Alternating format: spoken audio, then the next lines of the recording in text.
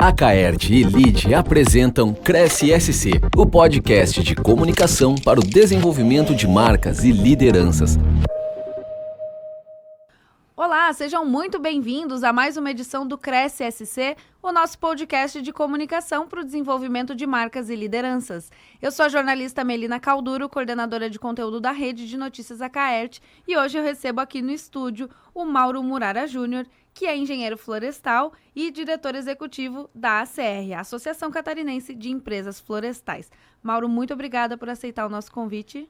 Eu que agradeço o espaço que nos abriram para a gente poder trazer um pouquinho mais sobre o setor de árvores plantadas. O Mauro é engenheiro florestal, é mestre em ciências florestais, especialista em gestão de pessoas. Mauro, conta um pouquinho para a gente como é que foi essa tua trajetória, como é que tu chegou na engenharia florestal? Bem, o início de tudo foi base familiar, né? Então, meu pai é agricultor, eu também nasci no meio rural. E a região onde eu nasci, que é o norte do estado, tem tradição florestal, muitas empresas de base florestal. E então, né, como herança, ele me deixou o estudo, né? Ele apoiou que eu corresse atrás, que eu fosse buscar mais conhecimento, graduação e tal. E aí eu fiz o estágio em uma empresa do setor de base florestal um dia e abriu um outro mundo para mim, e de lá para cá não parei mais de atuar no setor, né? É um setor muito pujante, muito dinâmico, com muita tecnologia embarcada, muito conhecimento, muitos processos. Então hoje já estamos indo para 26 anos de formado aí na área de engenharia florestal e cada vez com mais desafios pela frente. Conta um pouquinho pra gente como é que é o teu projeto de consultoria, como é que funciona, quais são os elementos que compõem a engenharia florestal. Eu tenho meu escritório, né? Eu sou uma pessoa jurídica, minha base fica em Rio Negrinho, atuamos com licenciamentos ambientais de empresas de pequeno, médio e até grande porte também. Eu faço gestão de ativos minerários, né? Nós trabalhamos com mineração, com produção de pedra para revestimento de estradas rurais e estradas florestais. E também trabalhamos com credenciamento de empresas para exportação de madeira, produtos de base sólida de madeira. E tenho o meu contrato principal do escritório, que é a direção executiva da ACR, né? Que é uma associação privada, e eu sou, vamos dizer assim, full-time, né, associação, e paralelamente nós temos as atividades da Murara Engenharia.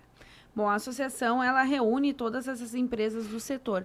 Quais são os principais objetivos da associação? Bem, a associação esse ano ela faz 50 anos de existência. Então, um pouquinho da trajetória dela, as empresas se organizaram há 50 anos atrás para buscar os incentivos fiscais. Os incentivos fiscais eram uma proatividade do governo federal na época, através do IBDF, onde as empresas poderiam trocar o seu imposto de renda e o valor do imposto de renda eles poderiam investir em florestas plantadas, florestas comerciais, principalmente pinos e eucalipto. Então ela originou-se, nasceu para isso, para organizar as empresas, buscar os recursos. Com o passar do tempo ela começou a buscar a profissionalização das empresas, introdução de novas tecnologias, de técnicas, né? Foram buscar sistemas de colheita mecanizado, né? A mão de obra sempre foi um problema, né? Não vou dizer um problema, mas sempre um fator que dificultava as empresas a cumprir as normas trabalhistas. É um setor que trabalha com, na época, derrubada de florestas com uso de motosserra, extremamente manual, tinha um índice de acidentes muito elevado, muito alto, e a associação, né, fez algumas excursões internacionais e ajudou a internalizar a tecnologia de colheita e mecanização de florestas plantadas. No segundo momento veio as certificações, as ISOs, o FSC, né, que é o principal selo ambiental, o selo verde, vamos dizer assim, para madeira. E com o passar do tempo, agora na última década, a gente fortaleceu o relacionamento interinstitucional das empresas ou da associação com o Poder Executivo, Poder Legislativo. Participam de conselhos de meio ambiente, Conselho Estadual do Meio Ambiente. Então participamos do desenvolvimento de normas, né, e sempre atuando para que o ambiente de negócios do setor florestal catarinense seja bom, né, seja livre, seja de forma justa, né, vamos dizer assim. E esse é um setor bastante importante para a economia, né? Santa Catarina, o setor de base florestal, ele oscila, ele já chegou a ser estar em segunda posição no PIB do estado. Hoje ele oscila entre o quarto e o quinto, né? Então ele tem um papel importante na movimentação de carga nos portos, né? 35%, 40% do volume de movimentação dos portos eram produtos de base florestal, né? São, vamos dizer assim, até há 40 dias atrás, né? E ele tem um grande nível de empregabilidade de pessoas, mais de 100 mil empregos diretos. E o interessante do setor de base florestal, né, que ele não está nos grandes centros, ele está no interior do estado, outros empregos indiretos gravitam ao redor. Então, a cada um emprego gerado diretamente pelo setor, outros 3,2 empregos são gerados de forma indireta, né? Borracharia, quem vende equipamento, quem vende óleo, quem vende semente, quem vende alimentação, transporte, posto de gasolina e assim por diante. Mauro, a floresta plantada, ela é um serviço organizado, não é desmatamento. Então, Exato. Como é que a gente consegue explicar para quem está nos ouvindo como é que funciona o setor? Exatamente. As pessoas imaginam, quando fala setor madeireiro ou florestal, imaginam o cara 50 anos atrás com uma motosserra derrubando floresta nativa, né? Enfim, né, todo o agronegócio, não só de Santa Catarina, mas do país inteiro, nasceu através da ação, né, da atividade madeireira, industrial madeireira, para abertura de áreas e aproveitamento do solo. Hoje em dia isso não é mais concebido, né? Não se aceita mais isso. Então, como é que o setor trabalha? Para que você não necessite invadir áreas de remanescentes nativos, nós temos uma ferramenta que somos destaque, que é o melhoramento genético, né? Então, hoje o melhoramento genético das florestas catarinenses desponta a nível internacional. Santa Catarina, Paraná, também podemos falar, Rio Grande do Sul, que são basicamente as mesmas características, vamos dizer assim, possuem os maiores índices de crescimento de florestas plantadas. Então nós mais que duplicamos a produção desde o início da introdução das primeiras árvores, das primeiras sementes aqui no estado. Então hoje nós temos uma área plantada em torno de 1.200.000 hectares. Quando nós nos comparamos com a agricultura anual e a pecuária, eles são praticamente em torno de 7 ou 8 milhões de hectares aqui no estado, talvez um pouco mais, né? Então, nós produzimos mais com menos, né? Mais madeira, mais biomassa, sequestramos mais carbono e com a mesma base plantada, com a mesma área útil, vamos dizer assim. E um detalhe muito importante disso é que a característica é o imóvel de Santa Catarina e do Paraná, enfim, dos 3 estados do sul, é 50% de aproveitamento do seu imóvel. Os outros 50% é remanescente nativo, áreas de preservação permanente, reserva legal, cumprindo a legislação ambiental, né? Então, é o setor, podemos dizer assim, do agronegócio que mais conserva, que mais preserva, né? E também, eu acho que um termo que a gente tá usando e ele veste a nossa roupa, que é o setor, nós somos ambientalistas, né? Se nós não cuidarmos dos recursos naturais renováveis, do solo, da terra, da água, da flora, da fauna, etc., todo o sistema é um ecossistema, né? Essa é a definição de ecossistema. Então, a palavra que diz todo mundo cabe, né? Todo negócio, todo setor cabe dentro do Estado e para produzir de forma correta, consciente, ecologicamente correta, né? Esse é o princípio da sustentabilidade. E tu falou bastante em tecnologia e a gente pôde observar, né, que teve uma mudança ao longo dos anos. Hoje tem a utilização de drone, de mapeamento de solo, de hectares. Como é que tu tem visto essa evolução ao longo do tempo? É muito rápido, né? Com o advento a utilização dos drones, ele deu uma, vamos dizer assim, uma acelerada no processo de tecnificação das empresas, por exemplo, na aplicação de agroquímicos, né? Então, hoje em dia não é mais aceitável, né, uma pessoa colocar um pulverizador costal, sair pulverizando e tal. Existe técnica que pode ser feita e com total segurança, mas o recurso humano, mão de obra humana, está cada vez mais escasso. Pessoas dispostas a trabalharem nesse ramo. É um ramo pesado, um ramo que você tem que estar exposto às condições climáticas, sol, calor, frio e assim por diante. Então o drone veio auxiliar muito, principalmente na aplicação de agroquímicos, no monitoramento das florestas, por exemplo, novas pragas, distribuição de iscas formicidas, identificação, por exemplo, existem drones que têm um sistema de radar que detectam onde que está o ninho de um formigueiro, né? Que é uma das principais pragas hoje do setor florestal, é o formigueiro. Então, no primeiro ano você tem que fazer um combate, você tem que manter em níveis aceitáveis o ataque, não é a erradicação total dos formigueiros, então é uma pegada bem de manejo integrado de pragas, né? Então você tem que controlar a praga ou o inseto ou aquele problema ou a mato-competição em um nível aceitável, né? Que não prejudique o crescimento da cultura e também que não impacte o meio ambiente, né? Melhoramento genético, acho que isso é um detalhe que a gente precisa bater nessa tecla, que é o grande diferencial hoje nosso Brasil em relação a outros países que têm tradição florestal, Estados Unidos, por exemplo, Canadá, Nova Zelândia, Chile, propriamente dito. Então, o material genético produzido aqui por Santa Catarina é destaque a nível internacional, né? Então, isso é um trabalho de 50 anos. 50 anos de melhoramento, com intensidade de seleção, por exemplo, tem algumas empresas que fazem uma intensidade de seleção a cada 5.000 árvores, seleciona uma, né? Então dessa uma árvore faz um plantio experimental, seleciona quem que é o melhor pai, quem que é a melhor mãe, faz a polinização controlada desse material, produzindo sementes superiores, né? Então já existem clones de segunda geração, terceira geração, né? Falar de um clone, né? Quando a gente fala de clonagem, as pessoas ficam um pouco reticentes, né? A clonagem nada mais é do que nossos avós faziam. Pega uma árvore, uma planta modelo, você vai lá, corta um galinho dela, corta um toco, vamos dizer assim, estimula o enraizamento com ácido ou com algum agente químico e plantou. Isso é clonagem, né? Então você vai selecionando o melhor do melhor do melhor, sempre para ter, obviamente, o melhor recurso. Ainda temos uma barreira para vencer, que é a transgenia, né? A transgenia vai ser a próxima revolução verde que tem. Na década de 80, 70, a revolução verde foi o uso do adubo, né? O NPK, nitrogênio, fósforo, potássio, os macronutrientes. Hoje em dia isso já está bem conhecido, já está bem estabelecido. E o próximo vai ser em todas as áreas do agronegócio, tem que ser a transgenia.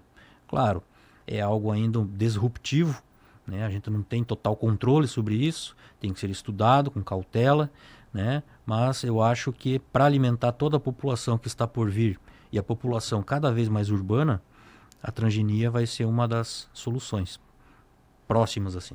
Nossa, incrível. É uma área que a gente não imagina quanta ciência tem. E outro tema legal, muito, muito importante que a ACR vem desenvolvendo são essas parcerias que tu já tinhas falado, né? A aproximação com o governo, com outras instituições. Uma delas que eu conheço é a questão de evitar os incêndios florestais. Então, uma parceria com os bombeiros, com o EPAGRE, que tem o AgroConnect, que indica setores que têm possibilidade de ter maior possibilidade de incêndio, dependendo do clima, da temperatura. Como é que é essa preocupação de vocês? Essa é a proteção do ativo, né? Então, nós temos essa parceria, essa interlocução com a EPAGRE Ciran, com a EPAGRE Connect, com a Corporação dos Bombeiros. Nós fazemos vários treinamentos para manter brigadas dentro das próprias empresas, preparadas, formatadas, né, com as técnicas de combate, quais são as etapas que você tem que, primeiramente, prestar atenção para que você não perca recursos e tempo para ir a campo, né, que incêndio florestal é algo extremamente sério, você não pode mandar meia dúzia de pessoas destreinadas, né, com equipamentos falhos, então precisa técnica para isso. Então, a parceria com a corporação é isso aí. Então, frequentemente, anualmente, nós formamos brigadistas com a parceria dos bombeiros. Geralmente, esses treinamentos são feitos dentro de alguma empresa parceira, que já tem uma estrutura estabelecida, e usamos toda essa estrutura para fazer dinâmica, parte teórica, vai a campo, faz queima controlada, combate, quais são as condições climáticas que nós precisamos prestar atenção. E as empresas de base florestal, elas têm distribuídas ao longo dos maciços florestais de Santa Catarina em torno de 28 torres de monitoramento.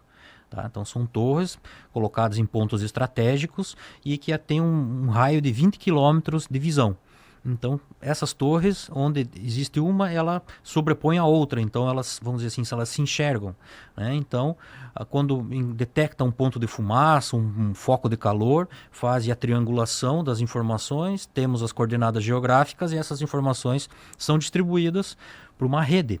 Essa rede é um trabalho que a associação fez. É uma rede entre as empresas, que elas já está andando, vamos dizer assim, cada um conhece o responsável da sua área e começa a disparar os alertas. Provavelmente lá naquela região, na coordenada geográfica tal, está tendo um provável incêndio, um foco de calor atípico e assim por diante. E aí todo mundo sai, né, combater, ajudar a vizinhança. Então as empresas são parceiras, porque não adianta ser egoísta nesse ponto, que não vai combater o incêndio da floresta do vizinho porque vai passar para a floresta dele, né? Então esse é um trabalho bem interessante que nós fazemos. É só você olhar as estatísticas. Quando a gente olha a estatística dos bombeiros, tudo que tem incêndio no perímetro rural é incêndio florestal.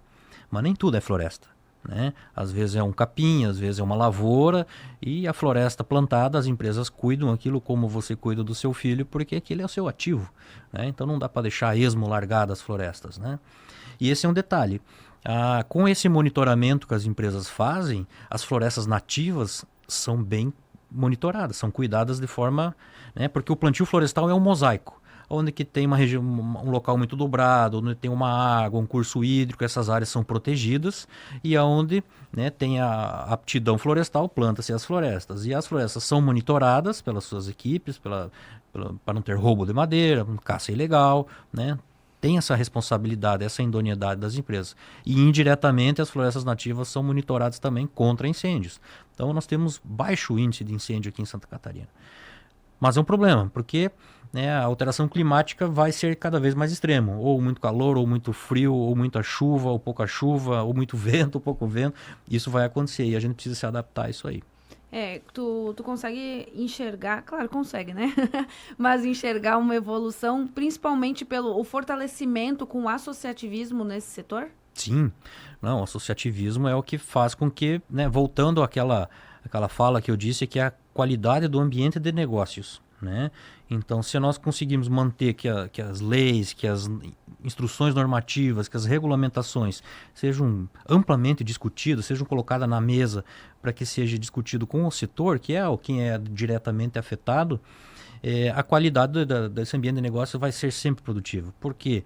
Né? Às vezes o legislador ele está tentando atender uma demanda de alguém, e esse alguém às vezes pode estar ferido, vamos dizer assim, por alguma ação de uma empresa pouco idônea ou que não seja responsável, né? Então isso cabe a nós a sentar, conversar, de achar o meio termo. As empresas florestais, elas têm essa responsabilidade com os seus parceiros, com a comunidade ao seu redor, né? Se elas são certificadas, o FSC, por exemplo, que é o principal selo, eles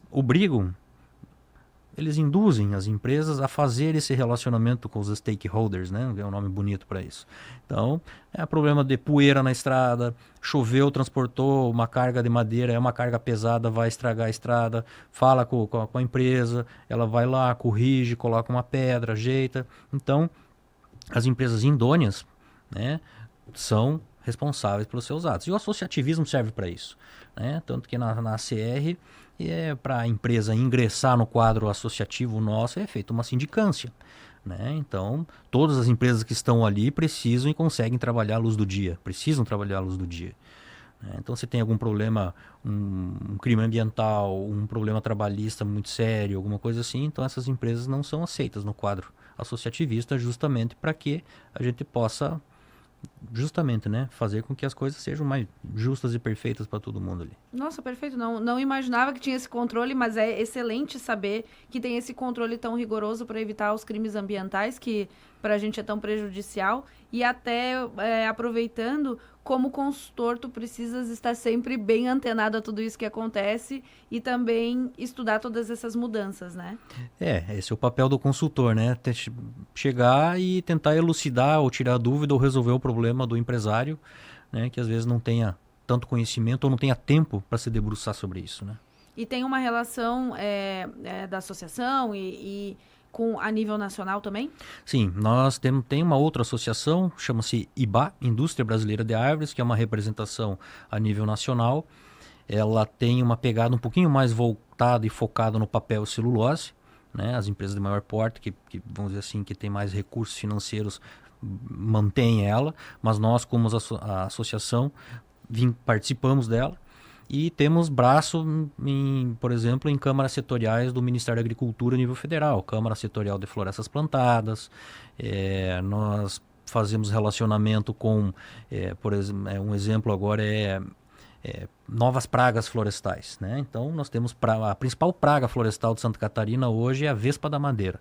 Tá? É uma praga exótica, ela é oriunda da Oceania, entrou há 35 anos atrás pelo Uruguai, madeira que entrou sem tratamento fitossanitário, né? E virou hoje a principal praga da floresta de coníferas no Brasil. E agora na pandemia teve a introdução de uma nova praga, né? Também uma vespa da madeira, só que veio dos Estados Unidos. Provavelmente, né, não tinha sido feito um tratamento fitossanitário das embalagens dos produtos que entraram no país. E isso está nos preocupando muito agora. Ela é uma praga, por enquanto, que está atuando bastante em regiões de clima mais quente, né? Sul de São Paulo, por exemplo. E o que nós, como associação, tem 3 associações do sul do país, Paraná, Rio Grande do Sul, Santa Catarina, nós montamos a Associação Sul Brasileira, a SBR. E essa associação, ela coordena um fundo de combate e monitoramento a pragas florestais. É uma parceria, é um case de sucesso da Embrapa Florestas, né, que a Embrapa Florestas, com seus pesquisadores, desenvolveram um controle biológico dessa praga. Então, a nível internacional, isso é um sucesso. Então, onde que é feito o combate da vespa, através da esterilização da vespa, da fêmea da vespa, com um nematóide. Então, esse nematóide você inocula na árvore, esse nematóide ele consegue detectar o rastro por onde a larva da vespa caminhou, e entra no aparelho reprodutivo da vespa e esteriliza a vespa. Então, o próximo ciclo, ela vai nascer estéril, né? E essa nova vespa que eu falei para vocês, a hipótese de tratamento vai ser a mesma, e para isso nós temos que fazer introdução de inimigos naturais. Tá? Então, você tem que ir lá no país de origem da praga, achar potenciais inimigos naturais que mataram a vespa lá ou esterilizaram ela lá naquele local e trazer para o país. Mas isso é um processo extremamente burocrático, porque é um inimigo natural e é exótico. Então, quando você traz isso para cá, ele potencialmente poderia virar uma praga. Um outro problema, né? Então tem que passar pela Anvisa, pelo Ministério da Agricultura, pelo IBAMA. Então nós estamos trabalhando há cerca de 1 ano nisso aí. Eu acho que vai mais uns 6 meses ainda para conseguir a documentação. E aí nós vamos fazer a introdução de inimigos naturais. Depois de mais de 20 anos, o Brasil está fazendo a introdução de inimigos naturais. E é uma ação nossa aqui do sul do país para fazer o combate e monitoramento dessa nova praga aí. Meu Deus, de novo, mais uma vez, tanta tecnologia e tanto estudo para conseguir essa conservação e por isso que Santa Catarina e o Brasil é tão certificado e tão controlado, né? Exatamente. Bom, Mauro, a gente está chegando ao fim do nosso podcast e eu queria te convidar a deixar uma mensagem para quem está nos ouvindo. Fica à vontade, o microfone está aberto para ti. A mensagem é para o industrial madeireiro, ou para o silvicultor, ou pequeno produtor de florestas, que não desanime. É um momento ruim que a economia está passando agora em relação aos Estados Unidos, né? A gente depende muito da exportação para lá, mas isso vai se resolver. Não é a primeira crise, né, que o setor de base florestal enfrenta.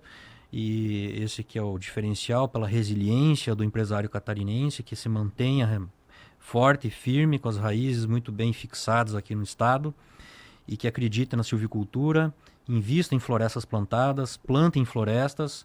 É um negócio de conservador que demora um pouco para a madeira ficar madura, 15 anos, 18 anos às vezes, né? Então, muita coisa acontece em 18 anos. Então, continue plantando.